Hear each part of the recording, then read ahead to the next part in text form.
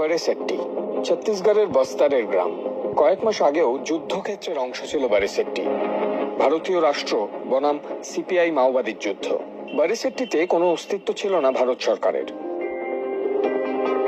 এখন বস্তারের প্রথম মাওবাদী মুক্ত গ্রাম বারেসেট্টি।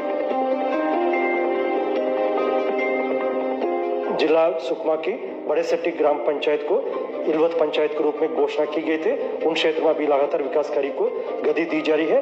आने वाले समय में अन्य जो ग्राम पंचायत जो नक्सल मुक्त होगा उसी को भी शासन के इलवत पंचायत कार्य योजना के तहत प्रोत्साहन राशि प्रदान की जाती, ताकि उन क्षेत्र में भी विकास कार्य को हम गति प्रदान कर सकते हैं।